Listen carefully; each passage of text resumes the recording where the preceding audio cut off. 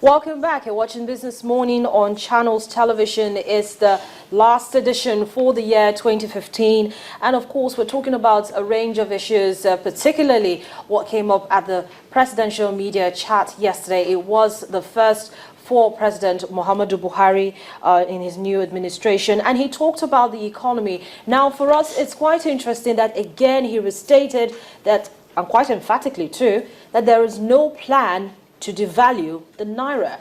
Let's talk to Bosin. Bosin's still here with me in the studio. Well, he joins me now here on my seat, and we're talking about the same issue again, no devaluation. And it always makes people wonder, why is it that we keep talking about devaluing the Naira, or letting the Naira to float freely, or letting market forces determine what the Naira is going to be? But before we start this conversation, let's quickly listen to what the president said. If you devalue the Naira, against what? Against the dollar? Against sterling? Against yen? Against Deutsche Mark? Against French franc?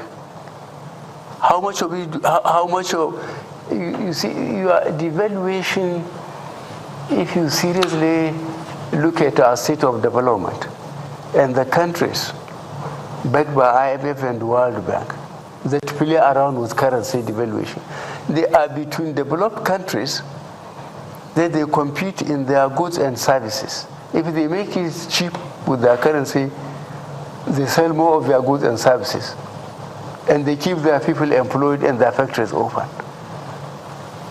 We are importing, including toothpick. Don't forget, we have to stop 43 items from being imported, from getting foreign exchange, from rice to toothpick. Look at the style Nigerians have. If you are exporting textiles, we are exporting vehicle spare parts. Yes, we can devalue so that people can buy our spare parts, can buy our textiles, they can buy our goods and services. When we devalue, then we sell more, we employ more people, and we produce more. Well, Your Excellency, but we are on the receiving end. Well, Your Excellency, we're in a situation now, whether you devalue or not, we're buying pounds for 400 Naira plus. And the central bank is still saying, no, it's 190, 195, refusing to acknowledge the fact that even 199 does not get you a pound. Well, let me tell you my argument. Let us find out what are our productive industries, which of our factories are open, what essential raw materials they need, what spare parts they need, what machinery do they need. Central bank, go and sit with them, with Trade and Investment Ministry, give them the foreign exchange we have. Those who want to buy imported rice and toothpick, let them go and look for the hard currency and buy it. That we have no alternative to that because we don't have the hard currency. We don't earn any hard currency now. What we have is hardly enough for us for the project we have already entered into agreement. We need power, steady power, so that people can afford, to welders, barbers, open factories, even security. We need some of the roads. Try driving from Apapa to Ibadan and see how many hours you will spend. No rail line. So we need power, railways, roads, and then we have to fight the insurgency. These are our priorities. Not people looking for money to bring rice and the latest textile dresses. My Excellency, that is a fantastic perception to have, but at the same time, what about those who want to bring business to Nigeria, who are saying that the CBN will not let you take your money? Even me, I don't have millions of dollars in my account, I don't. But at the same time, even the small amount of money that you have in your DOM account, you can't even withdraw from a bank. That's how much shortage we're experiencing in the country in terms of foreign exchange, in terms of foreign currency. It's as bad as getting petrol now.